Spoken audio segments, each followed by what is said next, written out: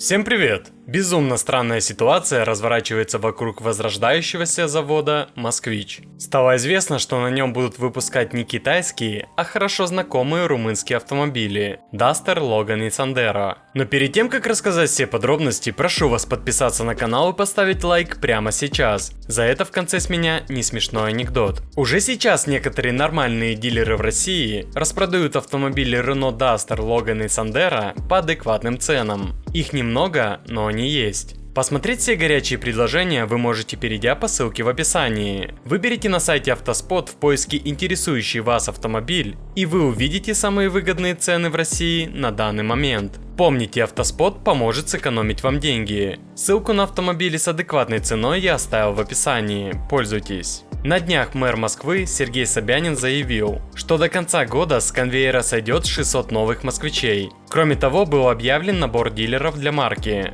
За 3 недели собрано 340 заявок из 23 городов России, что говорит о высоком интересе автосалонов в регионах. И все бы хорошо, но есть одна большая проблема. До сих пор непонятно, какими же будут эти самые новые москвичи. Сообщалось, что вероятнее всего нас ждут китайские автомобили Jack под дочерней маркой Сихоу, но потом все затихло. А КАМАЗ, который тоже участвует в проекте, и вовсе стал отрицать выбор именно этого бренда из Поднебесной в деле возрождения москвича.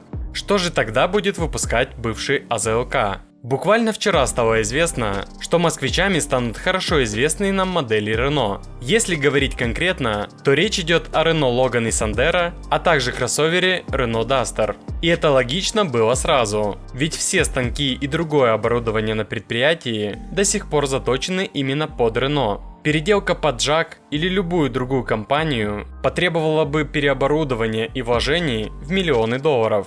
Декабрь уже на носу, а про масштабные изменения на конвейере АЗЛК ничего не слышно и не видно. Кроме того, французы оставили нам не только лицензию на Logan, Sandero и Duster, но и на производство бензинового мотора H4M, что тоже является хорошим подспорьем. Поставок комплектующих из-за рубежа по-прежнему нет. Надежда сейчас только на наших производителей. И если мотор худо-бедно мы еще соберем, то что делать с коробками передач? А подушки безопасности и АБС? Их на москвичах тоже не будет, как на антисанкционной Ладе? В общем, очень много вопросов и минимум ответов.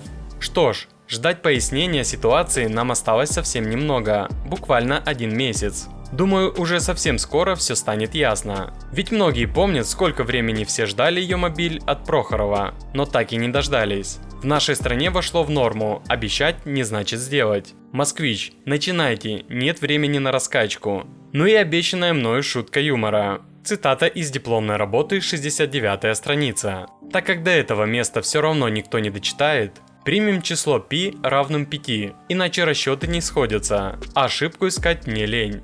А на этом все, буду держать вас в курсе всех событий. Очень интересно узнать ваше мнение по этому поводу. Какой москвич хотели бы видеть вы? Давайте пообщаемся и подискутируем. И не забудьте за мою работу поставить свой царский лайк, подписаться на канал и нажать на колокольчик. И самое главное, не надо врать, что вы не можете. Вы можете все, если захотите.